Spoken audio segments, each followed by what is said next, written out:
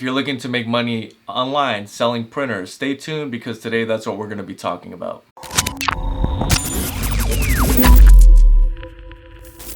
Hey YouTube, what is going on? Brandon here with another printer video. Today we're going to be talking about one of my Goodwill finds, and we're also going to be talking about my ebook that is going to be updated soon, and we're also going to be looking at some eBay pricing. But if you're new to the channel, welcome. Hopefully you find this video helpful. If this video is helpful, please make sure to like. If you have any questions at all, comment below. And if you want more content like this, make sure to subscribe. You are now watching the second video in a video series of me showing you how to sell used printers online, whether that's eBay or Amazon primarily.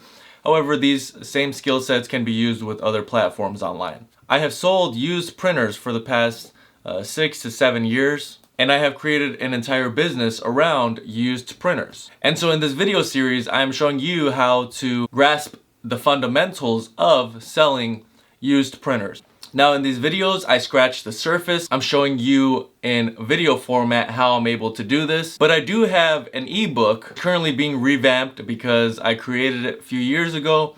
I am putting in all new content. It's going to be a full package. There's going to be an update in July and then another update in October of this year. After watching this video, if you're motivated, I highly recommend that you purchase the ebook so that you're able to get grounded and really get all the details of what you need to do to be able to be successful with selling used printers. As you will see in this video, these printers have a very high profit margin compared to what you can get them for on average, and that is going to allow you to create a business potentially. Or you may just have a few printers laying around that you need to sell, and this video may help you with that as well. There are a lot of resources on YouTube on how to sell a variety of products. Some people sell all kinds of products. I have niched down to printers, and that's what I'm helping you do, is just focus primarily on printers, because if you place all your focus in one area primarily, and then you mix in some other knowledge, that is how I was able to have success, and hopefully that's how you're able to have success as well. Alright, so I ended up fixing the HP OfficeJet 6968. It was on the previous video.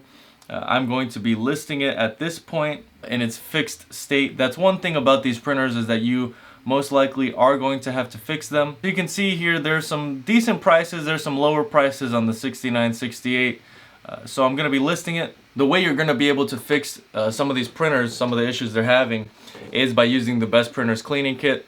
I'll link it below. Many times the print head gets clogged on these printers, and that's why they're being given to Goodwills and being sold at garage sales for such low prices.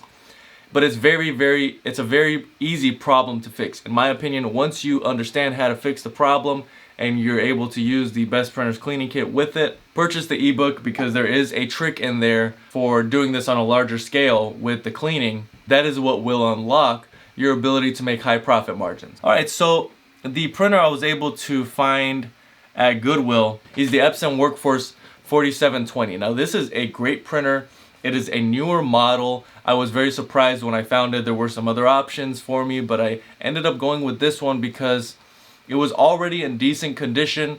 The print quality does have some issues, so I am going to be doing a repair video on it, but I am very confident that with a few cleanings that we do on this print head, it's going to be back printing normally again 100%, and I'm going to be able to sell it. Right now we're going to look up the pricing on the Epson. eBay, you're going to want to type in printer, and then of course you're going to want to go to all the way down in the settings, and you're going to want to click on sold or completed items.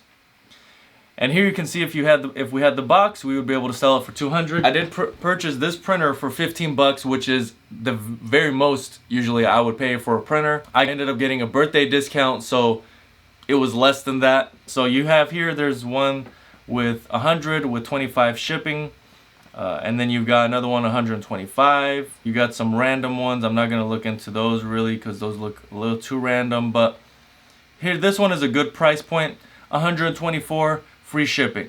That's probably what we're going to aim for. So what I'll do is I'll go here, it's already sold. There's this button that says sell one like this. Alright, so now I'm able to create that same listing, and I'm able to price it the same. You can add your own photos. I recommend putting some really good photos in there so that you gain some attention to the printer. When you're selling these printers, you want to do is you want to make sure that the print quality test is 100%. Now, I've talked about the repairs, I've talked about the cleaning, but there are printers where you can test them in the store.